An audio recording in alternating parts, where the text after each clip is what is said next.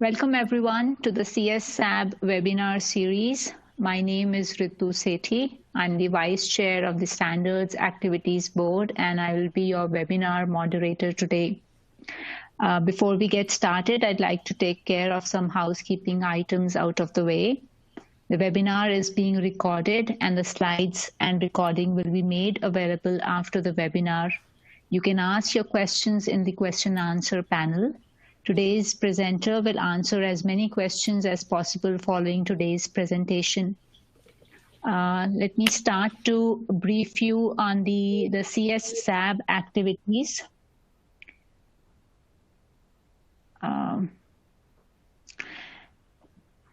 So at IEEE CS Standards Activity Board, mission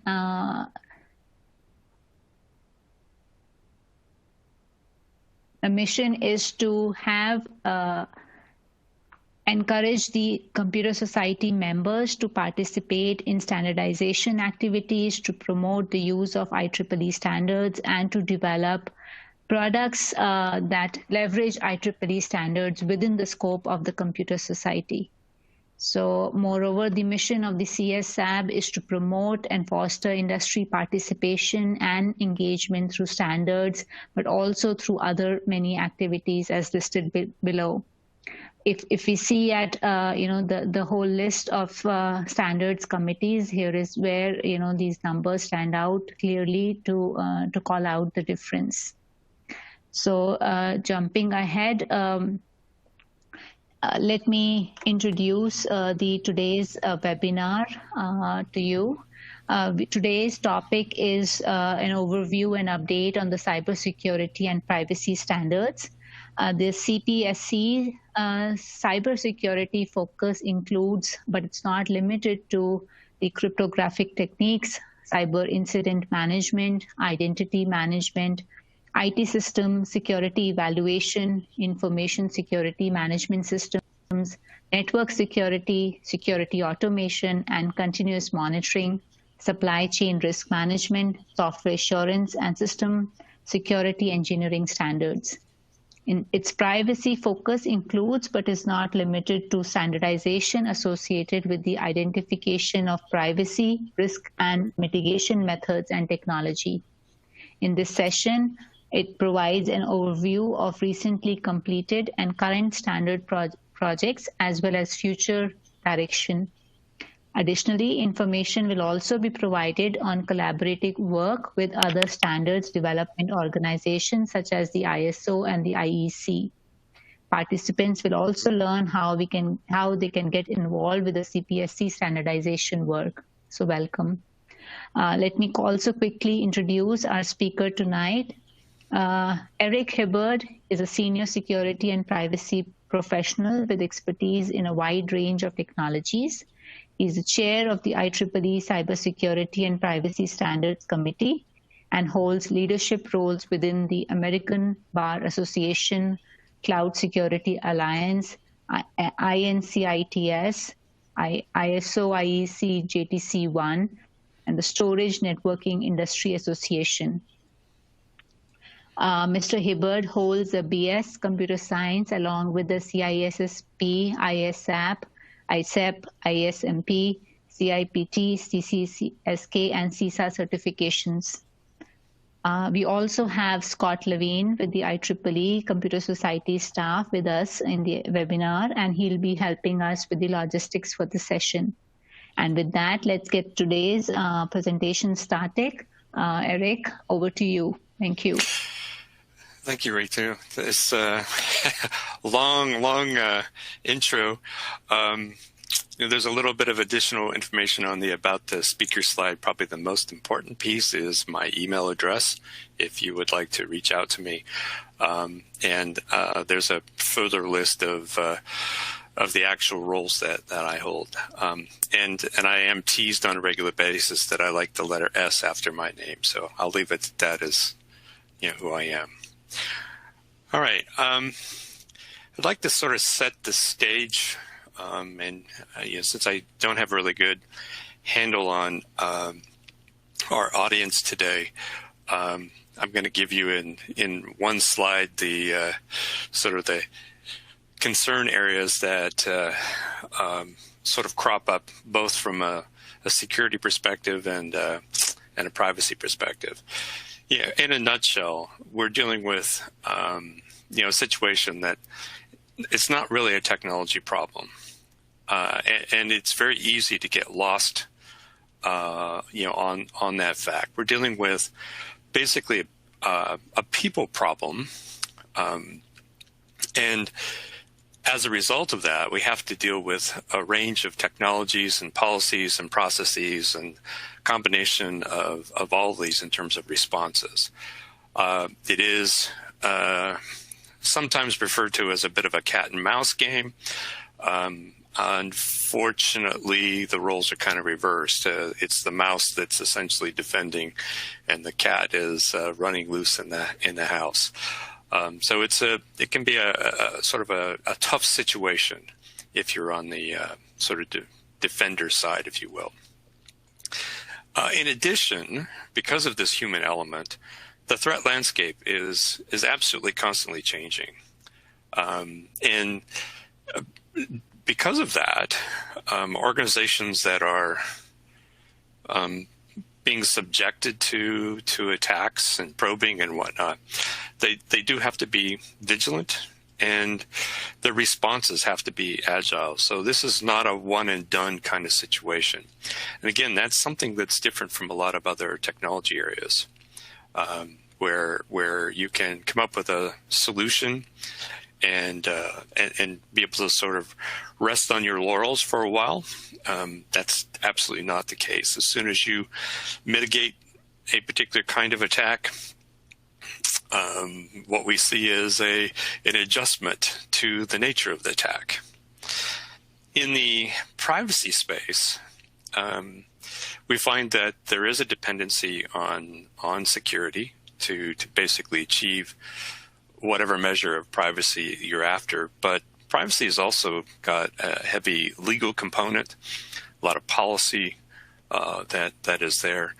And it's also important to note that security really doesn't have a dependency on privacy, although some of the technology that we use in security, for example, confidential measures, encryption, things of that nature, have some parallel uses in both security and privacy.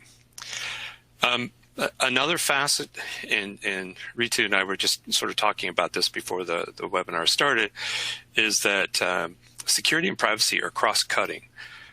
So there's a whole set of technologies and issues and algorithms that we work at, that are specific to these two areas. However, the issue that we have is that it can also come across in IoT. Am I seeing a problem?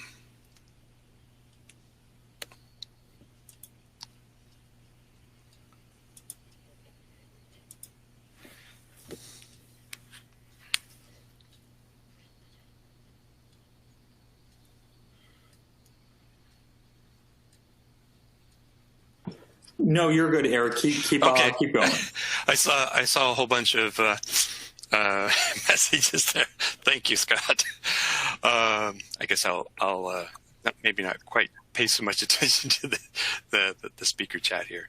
All right, so this issue of cross-cutting is a big deal because, for example, in the case of IoT or maybe artificial intelligence, the needs that materialize there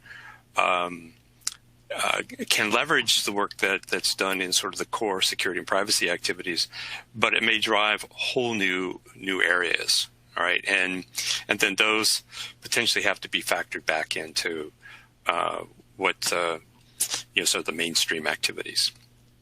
And then I guess the last but not least is we often see regulatory responses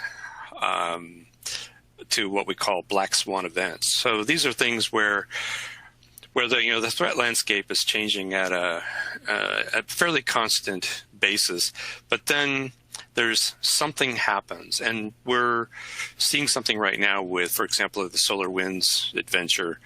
It's very likely on the back side of this when more is understood, that we're going to see a push for some regulatory changes, not only in the United States but elsewhere. We're also likely to see that the security community is going to recommend some changes, in terms of how to adapt to this sort of new era, if you will. All right.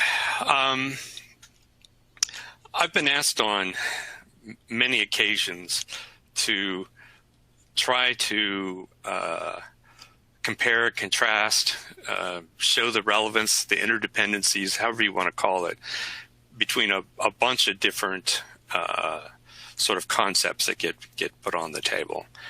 And these are privacy and data protection, which you see on the left-hand side. And then on the right-hand side, information security and cybersecurity. And these things are definitely not the same.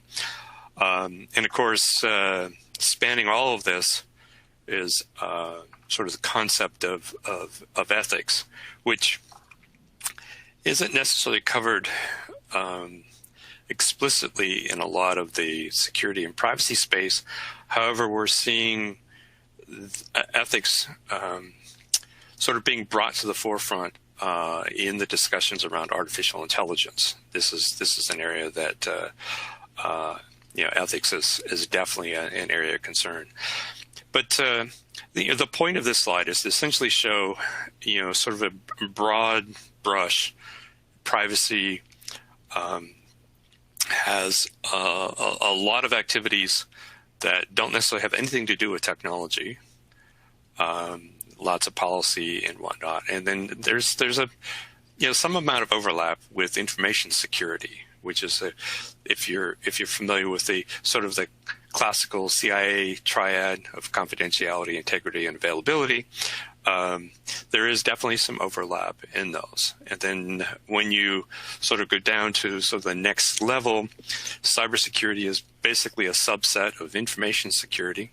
Information security worries about things like paper, for example, where cybersecurity isn't really going to care too much about that. Physical controls are something that information security cares about. Again, cybersecurity, probably not so much. Data protection is, again, a subset of privacy.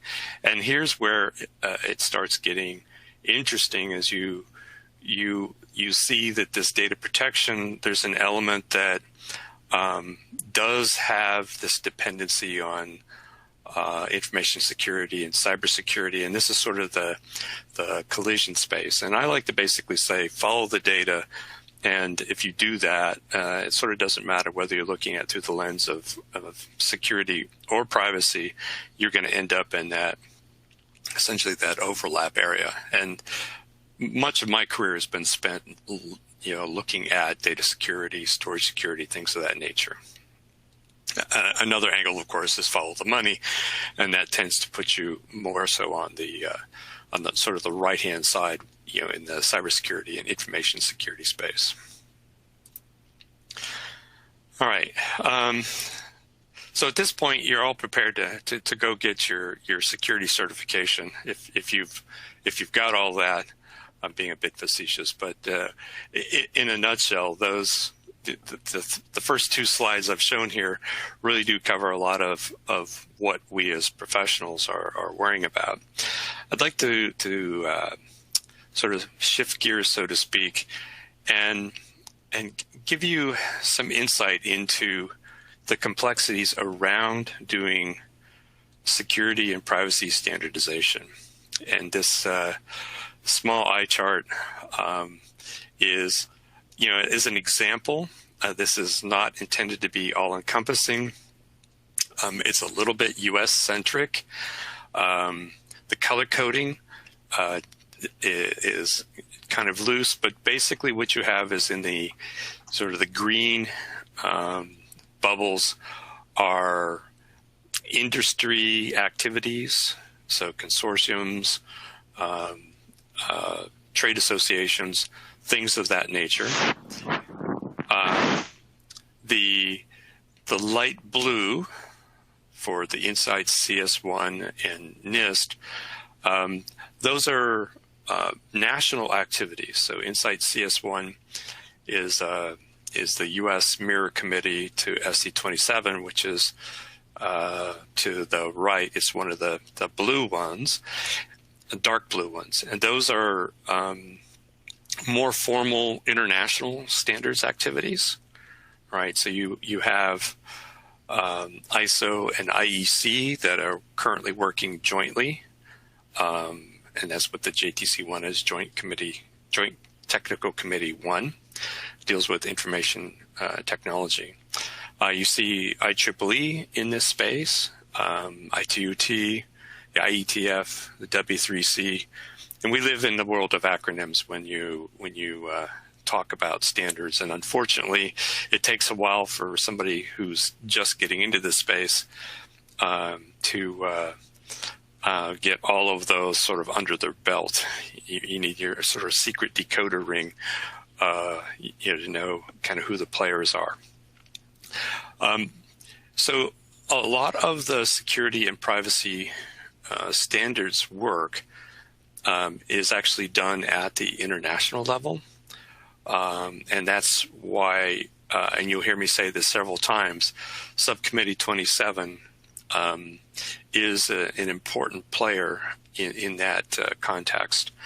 And from an IEEE perspective, and in particular Computer Society, we are definitely interacting with Subcommittee 27 and going to great lengths to collaborate where necessary or possible, and undertaking activities where there's not work underway. In other words, we're not duplicating, or in some cases, we're complementing the work that's going on in that space. So there's a lot of interaction between these different organizations. Some of them have, if you think about the road to international standardization, if you look at the far left, the ABA, that's the American Bar Association. It has a relationship with the U.S. Mirror Committee, and then the U.S. Mirror Committee has the interaction with SC27. But in fact, there may be other organizations who are coming to play. And to give you an example, there's an e-discovery standard that was developed, the 27050 series. And we had multiple players engaging on that standard, partly because it was quasi-legal, records management oriented, but also because it had things like data preservation and retention kinds of concepts, which play into, for example, the storage space. So lots of dynamics here. What this all means is if you're doing standards work, more is not necessarily better when it comes to security, because if you confuse the defenders, you give the advantage to those who are attacking, and they don't need any more advantage than they already have. So we do try to track all of these activities and leverage the work that's being done, not duplicating, and that's a tall order. All right, so let me talk a little bit about, from an IEEE Computer Society perspective. We do have the Cybersecurity Privacy Standards Committee, or CPSC is acronym we use for it, since we love acronyms.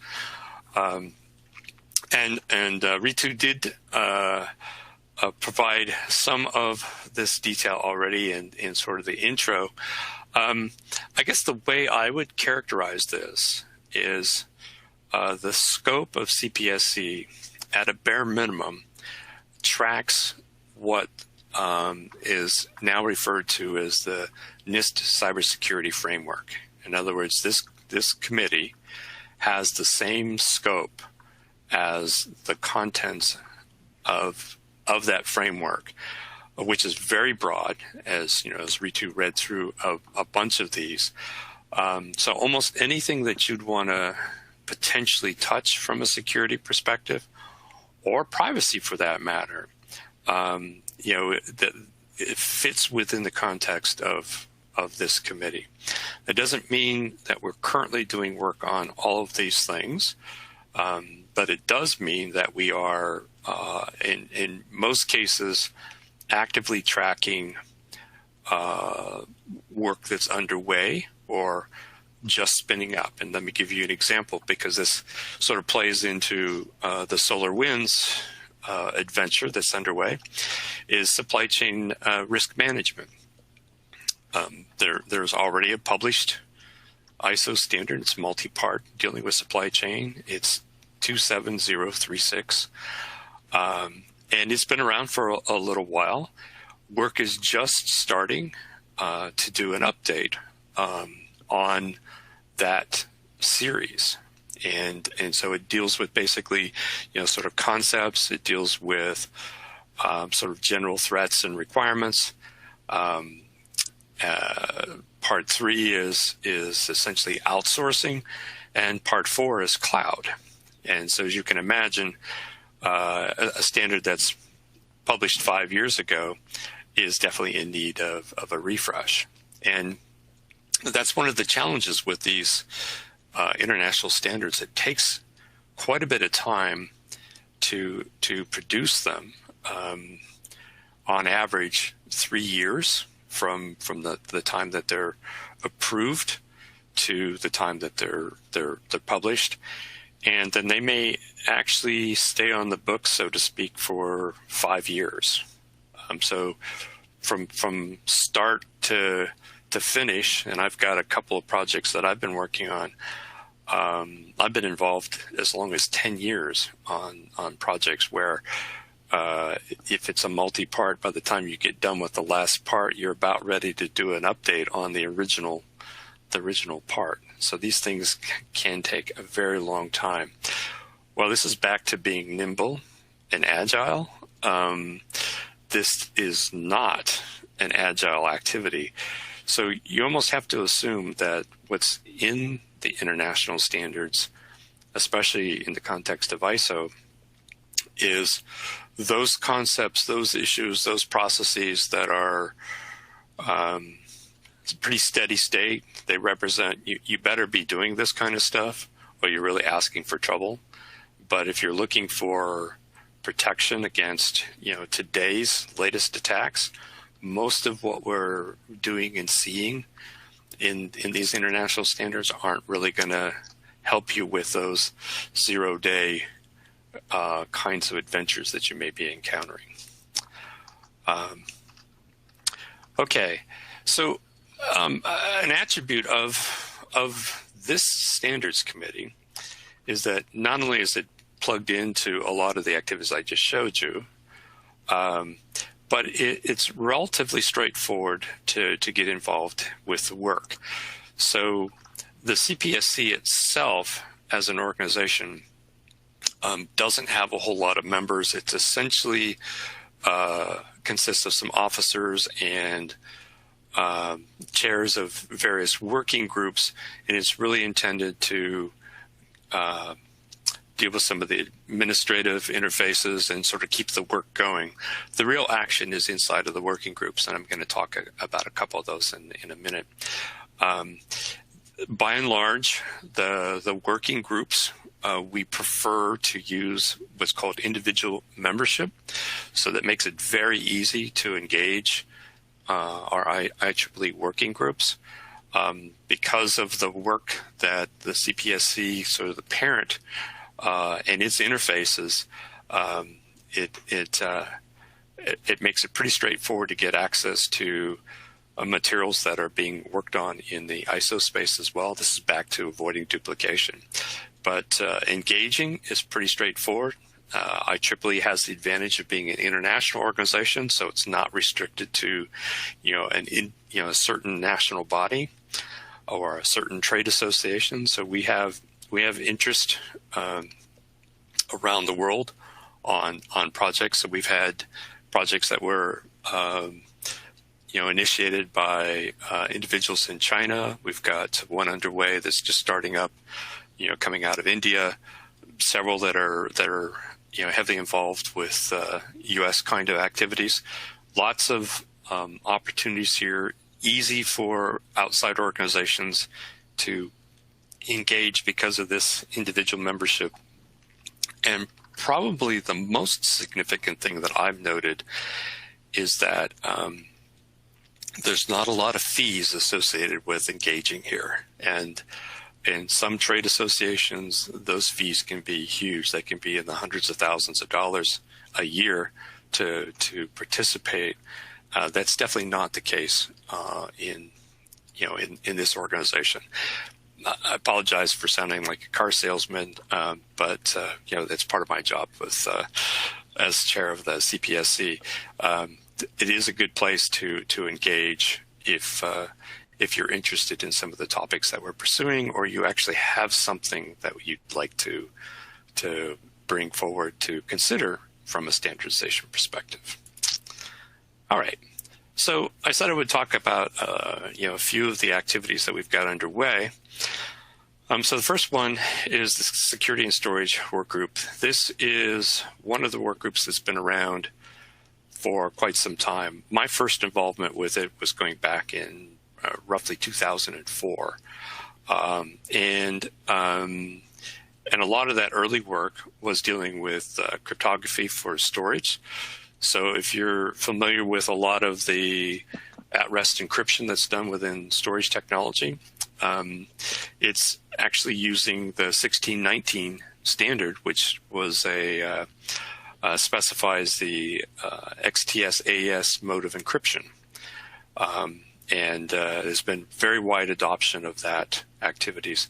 The -1, -2 were, again, a couple of additional mechanisms that were developed for storage industry dealing with things like tape and other technologies. They've been around for quite some time. In the case of IEEE, the standards can stay on the books for 10 years, and at that point you need to do a refresh. These three have actually, two of them have actually gone through a refresh. The 1619-2 is just about done on its update. No significant changes in these.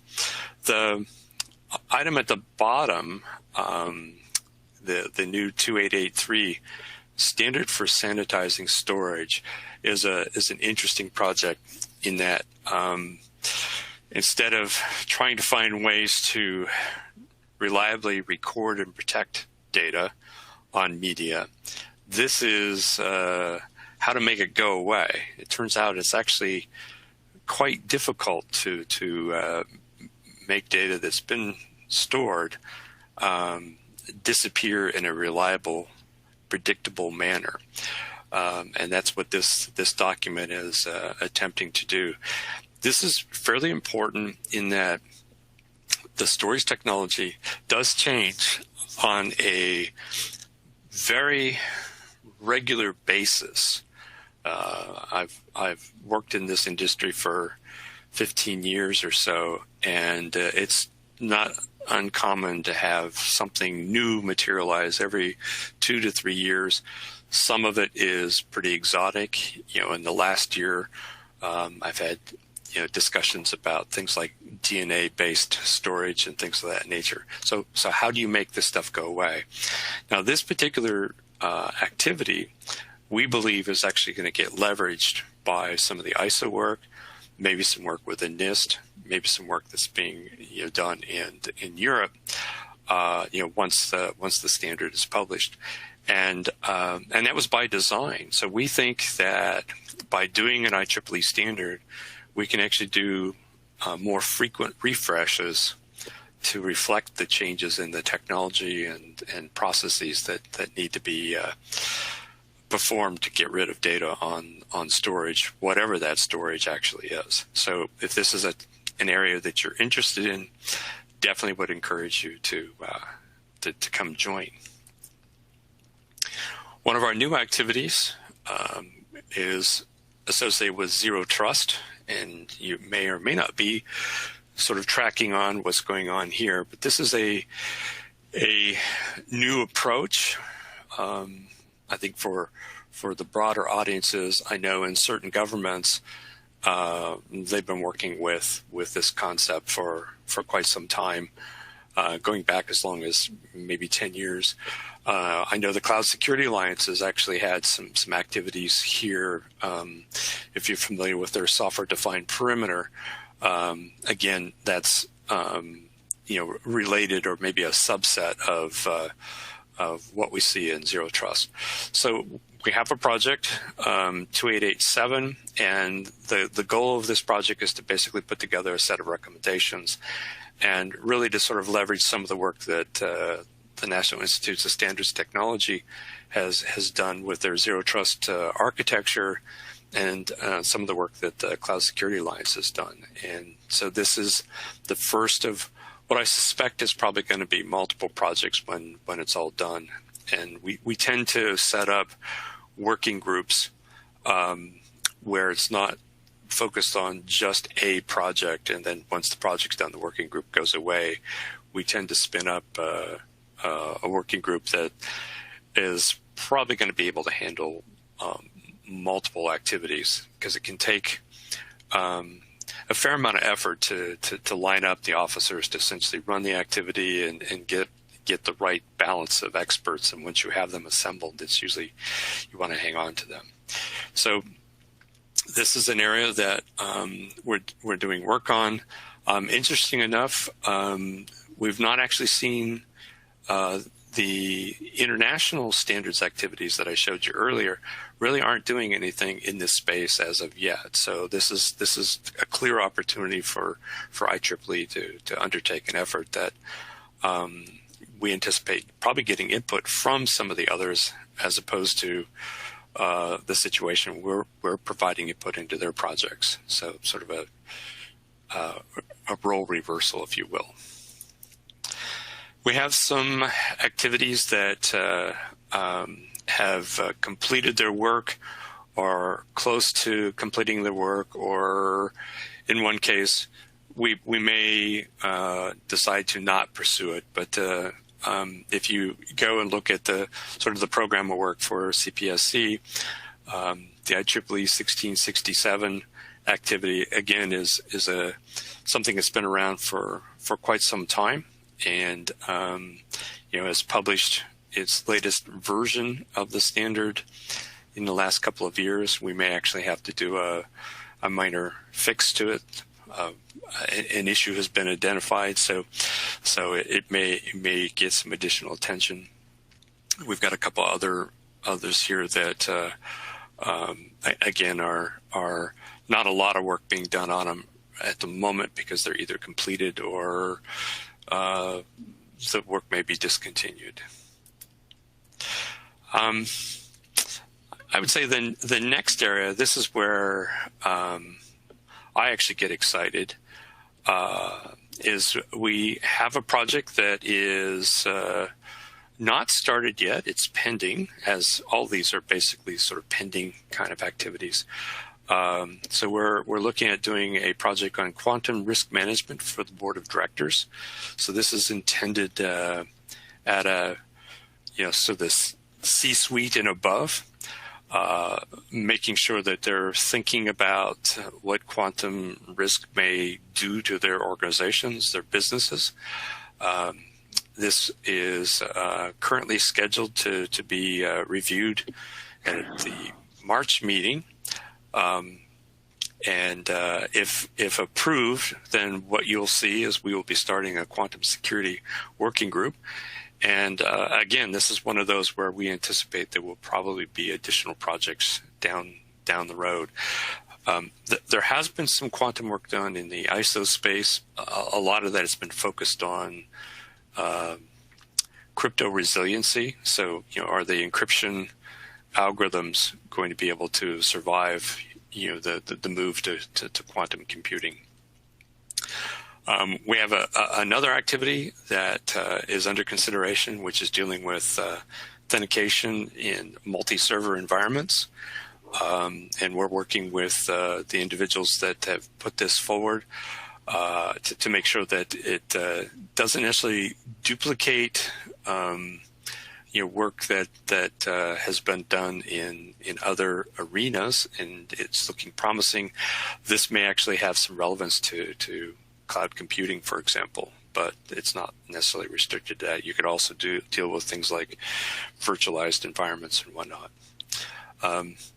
We don't currently have a working group focused on privacy protections, and part of that is a lot of the work has been done in Subcommittee 27 of ISO.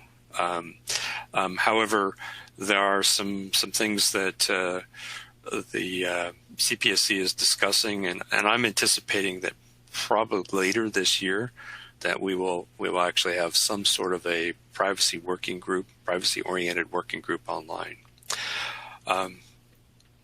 Another thing to sort of keep in mind with the CPSC is that there are lots of other technologies, and some of the series is sort of introducing these. And so as a cross-cutting aspect, CPSC is sometimes consulted or may co-sponsor projects that are being driven in other activities. And in that case, the work may actually be performed in another standards committee, but it's drawing on expertise that is coming out of the Cybersecurity and Privacy Standards Committee.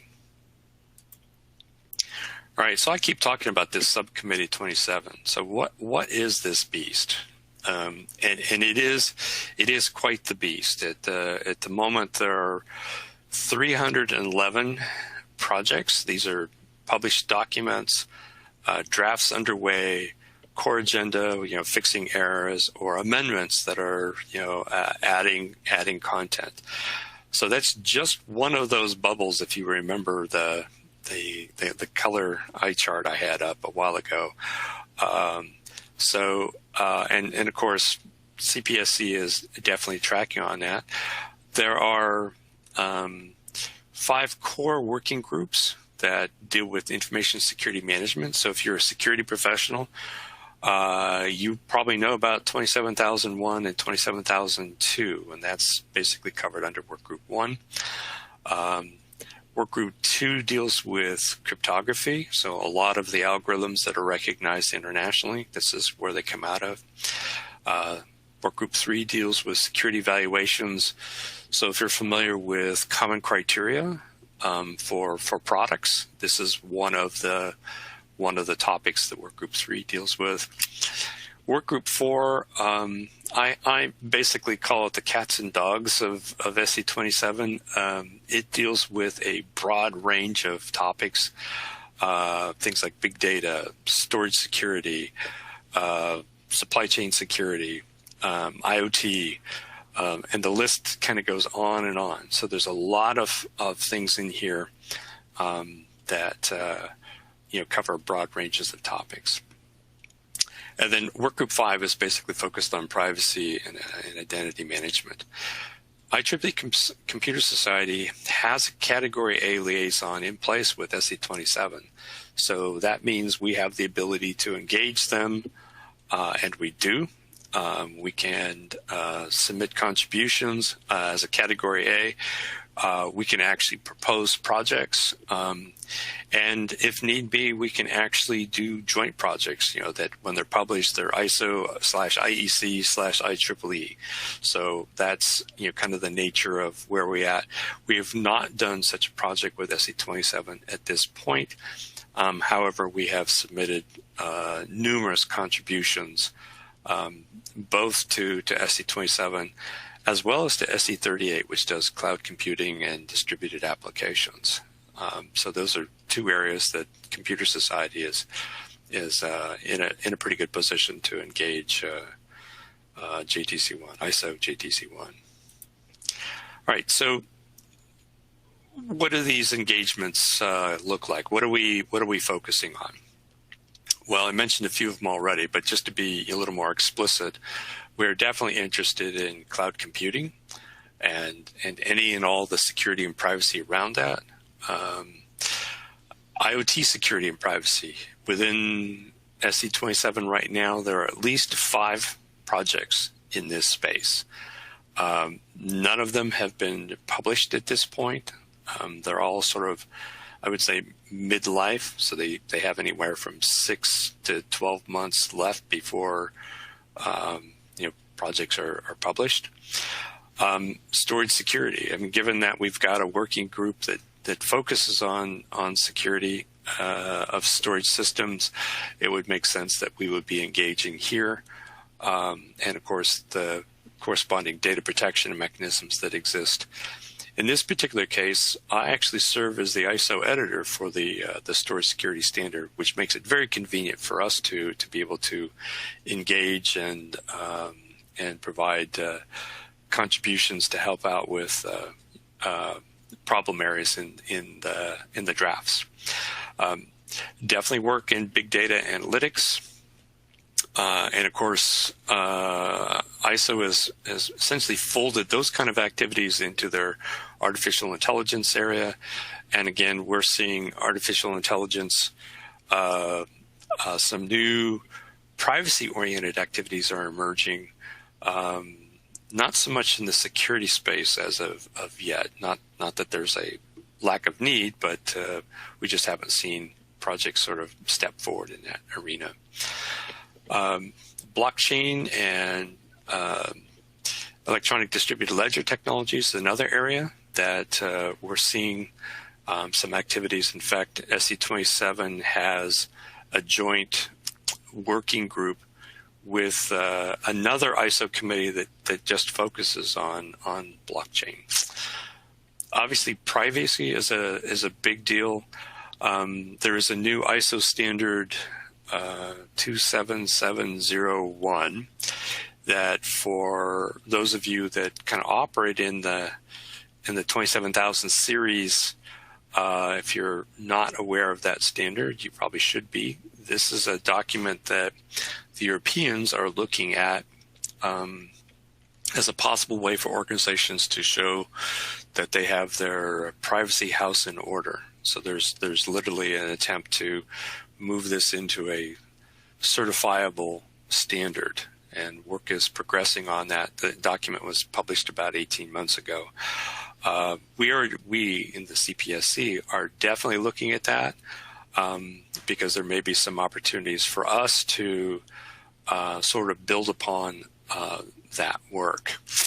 And then last but not least, identity and authentication are additional topical areas that we're working in. And as you saw earlier, we've actually got a project pending that to sort of work in this.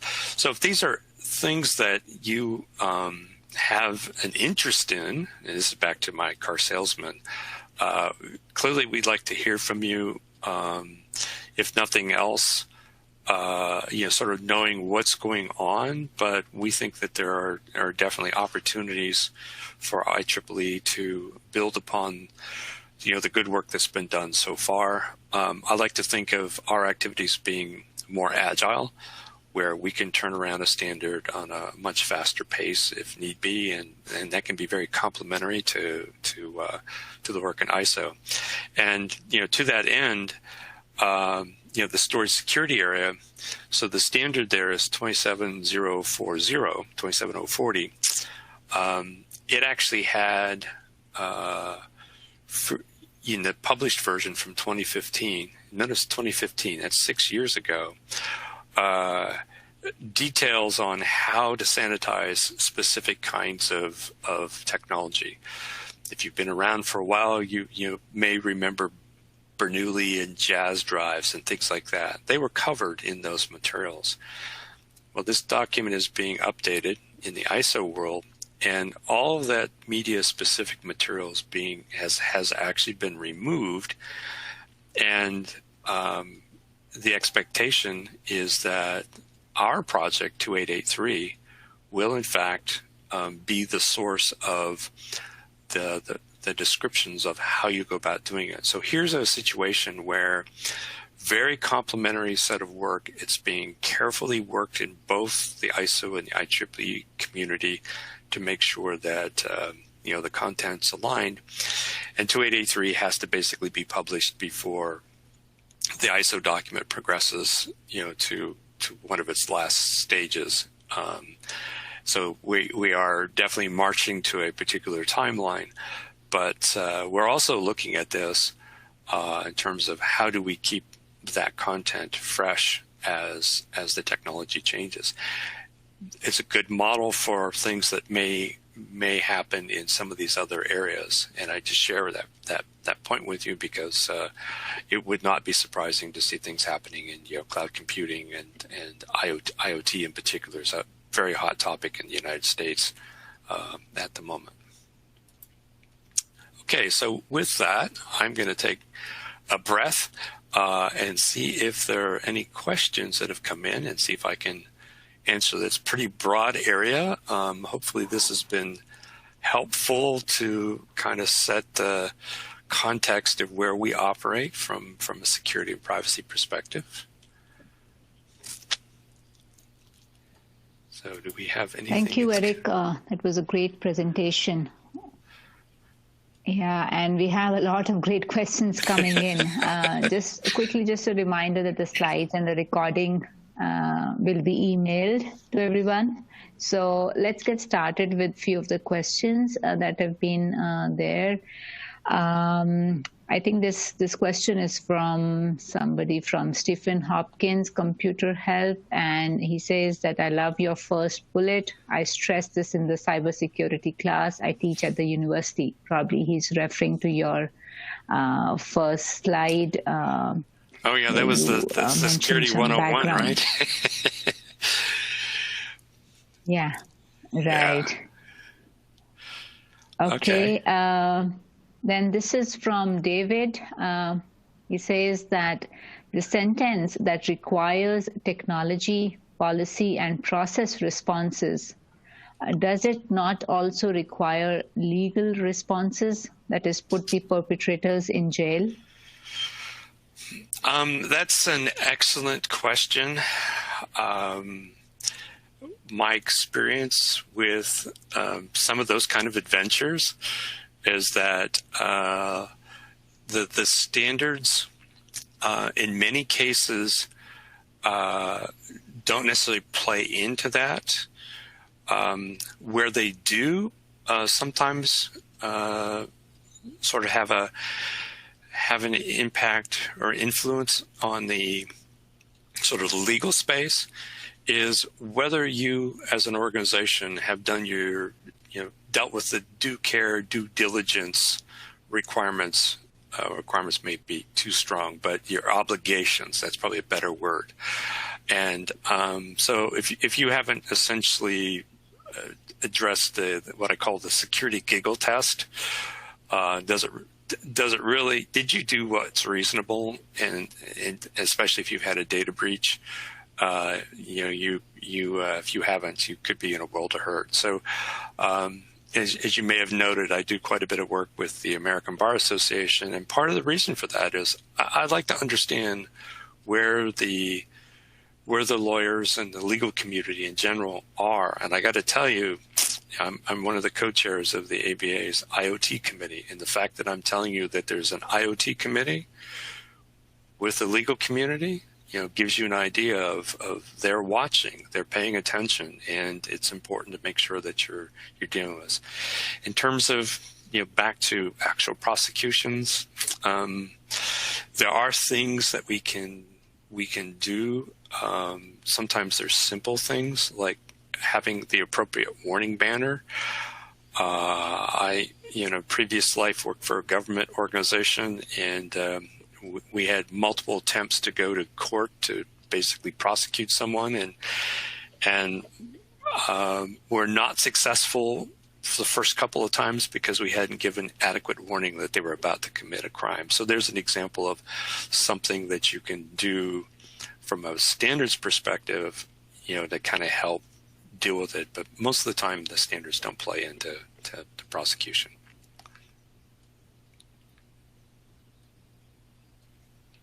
Okay, we have next question on slide 5. Slide 5 is missing ISO TC22, SC32, and SAE, and TC22 road vehicle.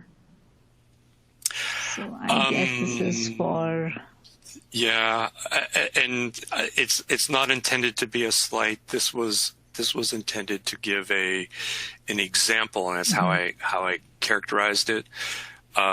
Is to show that when you're talking about something like security and privacy, the number of organizations that you have to engage can be quite significant. You know, for example, I didn't mention SE25 either. If you're dealing with home kinds of things, so light bulbs and stuff like that, you in fact might you might need to be looking at standards in that arena. So yeah, it's I freely admit it's an incomplete list, but it was intended to show you that there's not one place you go to deal with this stuff. Mm-hmm. Sure. This is a follow-up from Paul, the previous author of the question. He says, suggest change on ISO IEC SC7 to ISO IEC JTC1/SC27. Yeah. Again, So I was something to. Yeah, I was using a shorthand notation. Again, no slight intended. Good comment. And it is, I think, important to note that there's a lot of in JTC1, which is dealing with information technology. There's a lot of interplay between the various subcommittees there with SE27. In fact, that's one of the challenges that SE27 has is, because it's a cross-cutting set of activities, they have to be prepared to engage lots of players, including us. Sure. The next one is from David. He's asking, what's the difference between the software assurance and software quality assurance? Interesting. I'm not sure I would be able to give you an exact sort of differentiation between those. My reaction would be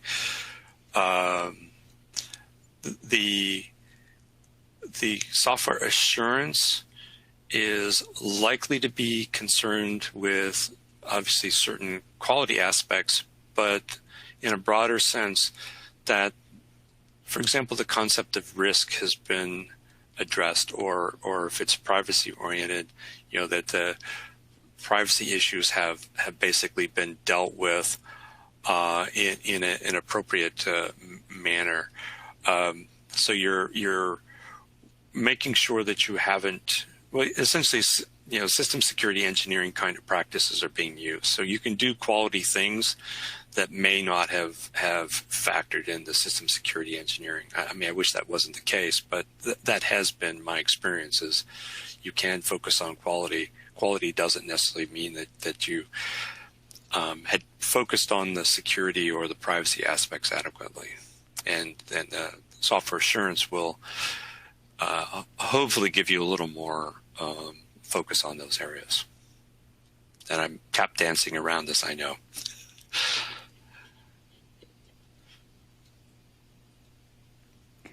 Okay, this next question is from Paul.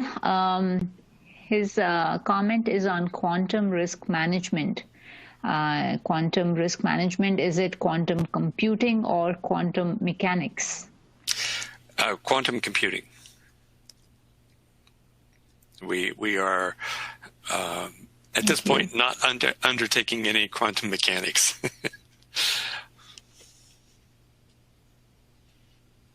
Sure. Okay, so this next question is from Robert Stratton from Polymathics. It is outstanding to hear there's a working group relating to zero trust work. What do you believe the ideal role of a standards body is in terms of helping people discard risky legacy design patterns and assumptions? For example, network perimeters. I have a concern that much of the technical workforce is about to hit the wall when confronted with concepts such as assumed breach, zero trust architectures, immutability, and ephemerality. Yeah, excellent question and comments. For organizations to move to zero trust, this is not a minor kind of transition. I mean, it's a fundamental change in how you approach your security. If you at its sort of root think of there is no perimeter. The wolves are at your front door. Is kind of the mantra that zero trust operates under. And I've dealt with some recent questions about, do I need to run like TLS between my connections between two servers that are inside of my enterprise network? If you're doing zero trust, you essentially trust nothing outside of your system, and maybe not even that. Whereas if you're operating in sort of the traditional model, that'd be fine. And so the role of standards and recommendations, in my mind, is to help organizations understand, what these new architectures are, what they can do, within these new architectures, and even steps they can take to transition to these new architectures. And I think any and all of those are fair game. There's some good materials that have already been published in this area. Nist is one of those organizations, and but Nist is a U.S. focused activity, although its materials are used around the world. There are some countries that having an international standard kind of helps the situation, and that's one of the roles that I think that both IEEE and ISO absolutely are able to help with, and ITUT as well. I don't want to ignore ITUT.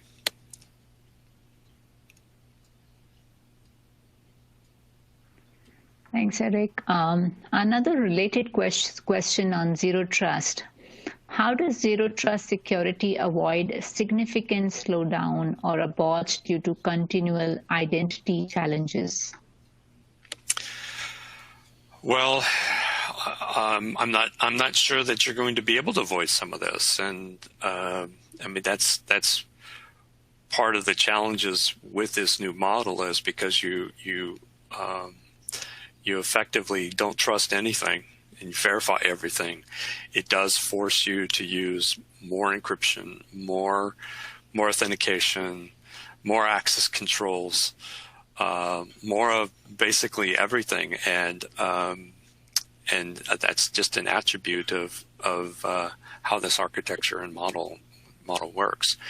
I think that said, as we see more organizations move in this direction, then we may get the benefits of more people looking at it and coming up with new techniques, new mechanisms to maybe help deal with some of that. But I think initially, it's gonna put a bit of a burden on those systems that are operating in that space.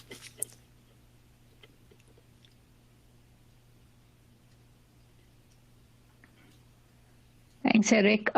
Next question is from Dawn Shepherd from we can't take anything management. Yeah, the we question can't have is, anything how from does Dawn. I'm just teasing. I know Dawn from the cloud space. Go ahead, okay. sorry. How does IEEE and Nist work together? For example, in the zero trust network architecture of Nist. Yeah, good. That's an excellent question. And I would say, to be completely transparent, it's a little bit of a work in progress. And we see this in a couple of areas. But in the case of zero trust, we actually identified the Nist architecture as one of the the documents to be leveraged for that recommendation standard that's under development. So in this case, it's consider it building upon that.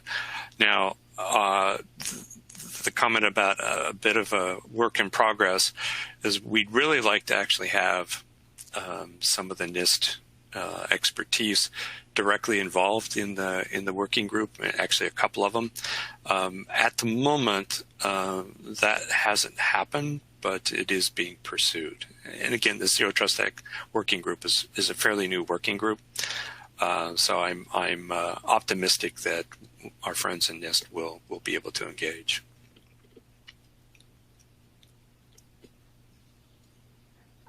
The next question is from Adil Suha.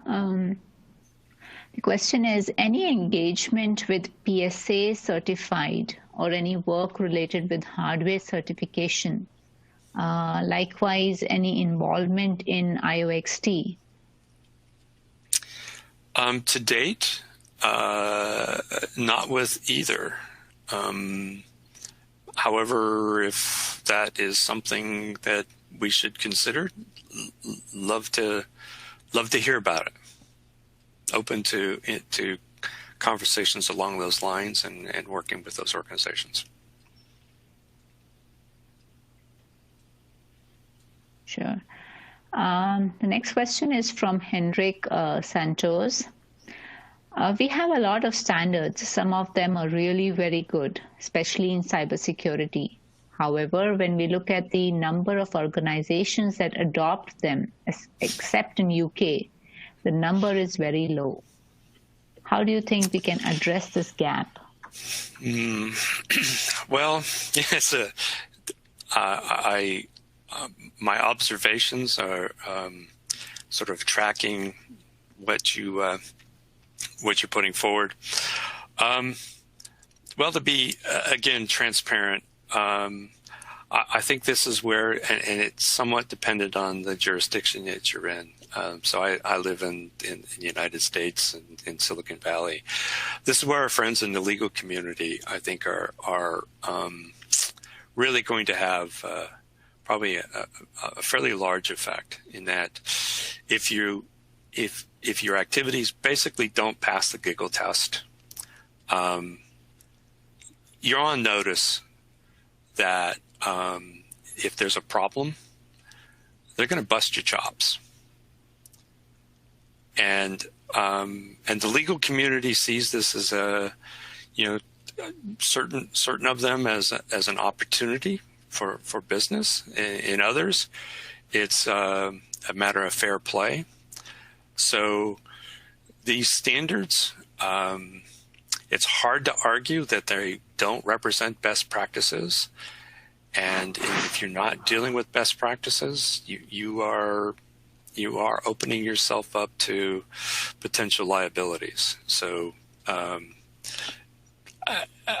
frankly speaking, that plus the threat of regulatory actions, and this is back to my earlier comment about black swan events, when something happens and governments basically wake up and then they start mandating things. That's the other piece of it. Short of those two, really sort of kicking in from an organizational standpoint, there are a lot of organizations that put their heads in the sand and say, not me, not going to happen, but they clearly don't understand the threat landscape, the nature of the attacks that are underway. So it's foolish behavior, but I see a lot of it.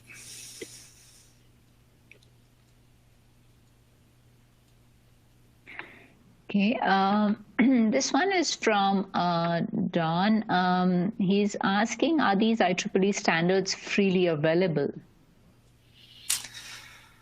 At no cost, perhaps.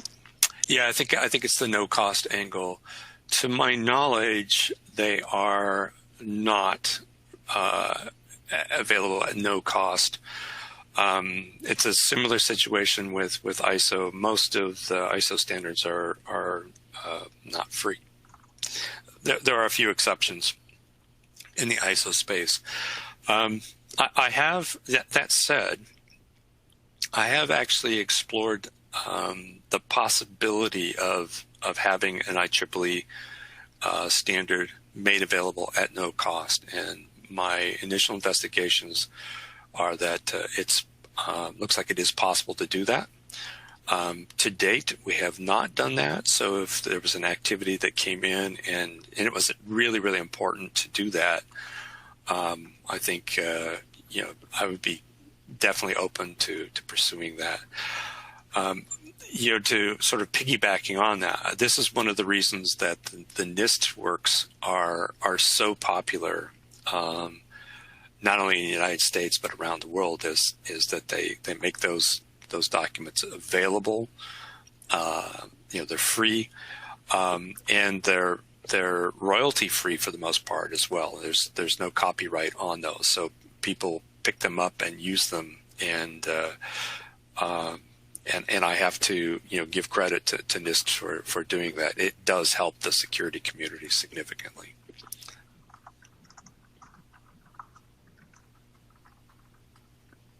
Thanks, Eric. The next one here is from Carmen Taglienti from Insight Enterprises. Which of the cloud providers, if any, are leading the drive towards the non-technical aspects of security and privacy? That is, enabling the human element of process for security privacy in the style of policy governance. Are there any subcommittees focused on the governance aspects in terms of policy development, say by using OWL or semantic W3C policy frameworks? Well, that's an interesting question. And just sort of thinking about what I've seen over the last year, I don't know that I've actually seen anything in particular that I would be able to offer up as an activity that's underway. There have been some governance activities in ISO in the past. In the IEEE space that I operate in, not really had a lot of sort of governance conversations. I do some work in the cloud computing space in ISO. I'm the editor of the new 22123 project, which is dealing with vocabulary and concepts, but really haven't touched on those topics that he just mentioned. Might be an opportunity. Thanks, Eric. So, sure. So we have roughly 10 to 12 more questions. I'm not sure, in the interest of time, shall we take them offline, or how you want to keep going? I'm available to. I want to be respectful of other folks' time, and of course we are recording this. If I'm happy to wade through the remainder of those if you like. I'll leave it to you folks. Sure. Okay, maybe we take another few in the list. Usually some institutions goes off for some time and some are turned on. Which, from your opinion, are currently active and on in this time? This is from Cesar Gallegos from Peru section. So organizations that are on and off. And I'm guessing that this is not, like companies, but organizations like standards development or industry associations and whatnot. It's been, so I'm thinking about it from that sort of that latter angle. I have seen where trade associations, industry associations do come and go. Their role changes, kind of depending on what's going on. In terms of standards activities, it's somewhat dependent on how they've structured themselves. So if you've organized, for example, a working group around a single project, and once you complete that project, then it essentially goes dormant until a need to do maybe an update or refresh on it. So I definitely see that in the case of the Cybersecurity and Privacy Standards Committee. That's part of the reason we try and initiate working groups that have a little broader scope, so that once we have experts operating in that particular scope, they can handle multiple projects, and so the activities do tend to stay around a little longer.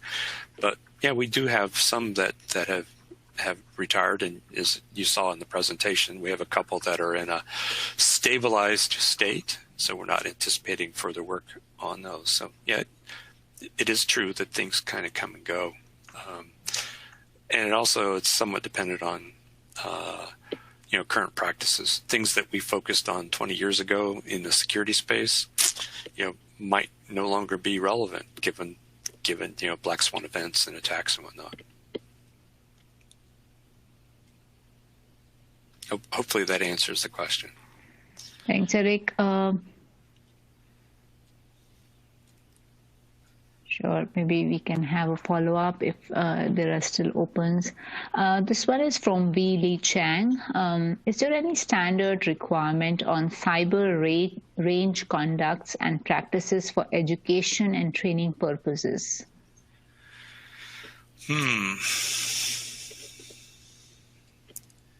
Not that I have seen. That doesn't necessarily mean... And then closely following... Go ahead. Okay. This was the next question, but kind of related. Which standards are important or applied for healthcare, and what is your opinion on how to protect health-related data and organizations? So something on education, something on healthcare. So I think education is, a very interesting topic. I've done some work with ISC Squared, which does certain security certifications, professional certifications, and they've had some program, but not really seen much in the way of formal standardization around the kinds of things that should be done. That's it's an interesting idea that should be considered. And the second one, remind me again. So education. So healthcare and education. Healthcare. These were the two. Yeah, healthcare is kind of a different beast. We're seeing heavy regulation in the healthcare. For example, in the United States, you've got HIPAA with high-tech, which is laying out some specific requirements that essentially transcend some of or many of the standards that be relevant. There are standardization activities focused on healthcare,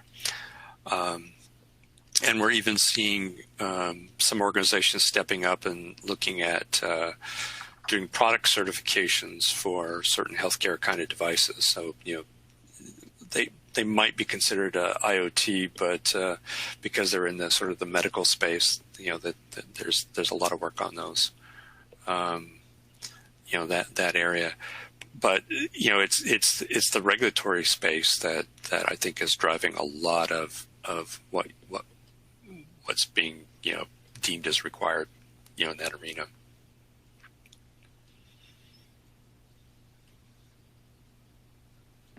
Sure. Thanks, Eric. The next one is from Chris Lau. Do you see COVID impact any progress in the committee? If so, can you share with us? That's a really interesting question. I have to admit that having been locked down for the last year, I've probably, from a standards perspective, been much more active. I do a lot of Zoom calls in a given week, but some of the projects that I've been associated with made significant progress during the period of COVID because, well, you're not commuting. In my case, I used to travel extensively, on the order of about 300,000 miles a year. There's been no traveling for a year, so that's a lot of free time. So I think, at least in my own personal situation, COVID has actually not impeded sort of progress on standards.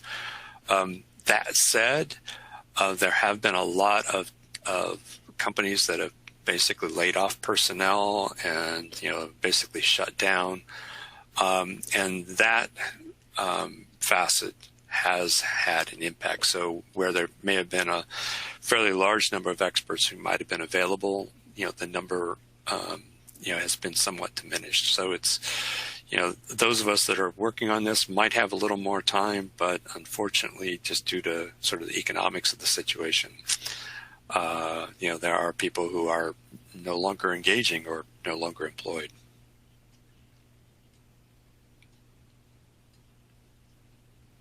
Okay, this one is from Marvin Wellerstein. What's the difference between security and privacy? Oh, I could write a book on that. And in fact, there are books on that. Security is definitely a component of the things that you worry about in privacy, but there are all kinds of things that you worry about in a privacy setting where you may be introducing biases and a whole bunch of other sort of topics, but it's there are definitely distinct differences. And I know I'm tap dancing around this. I actually have 2 privacy technology certifications and lots and lots of things to worry about. I would offer that if this is something that you're particularly interested in, you may want to take a look at some of the materials from the International Association of Privacy Professionals. They actually have a lot of good materials, and they do have some professional certifications that cover this, so you can actually kind of get a sense of what's different. If you want to compare and contrast that, then you could also sort of look at things like ISC squared with like the CISSP or some of the SANS Institute, some of their credentials. That might help you sort of get a better sense of it. And if you're interested, feel free to contact me directly. Let's see if I can put my email up here again. In that, I have done some webinars in the past where we've talked a little more detail about some of the differences. Sorry for tap dancing. It's a very there's a lot of details there. Sure, Eric. I would like to take this moment to wind up this discussion here and thank you, Eric, for your wonderful presentation. And I would also like to thank all of you for attending and the excellent questions, that we discussed. Our next webinar in the SAB webinar series is titled Standards for Cloud Federation, hosted by Dr. Robert Vaughn, and it's on March 16th at 11 a.m. Eastern. He'll go over the IEEE P2320 working group on standards for intercloud interoperability. Looking forward to your active participation there. We have one more webinar in March from our Build Your Career webinar series, The Essentials of Project Management. It's on the 23rd of March. In the email we send you with the slides and recording, you'll have a link to register for these 2 webinars, plus our other upcoming webinars in March. Let me take this opportunity to thank you all, and you all enjoy the rest of your day. See you all next time. Thank you. Thank you. Bye.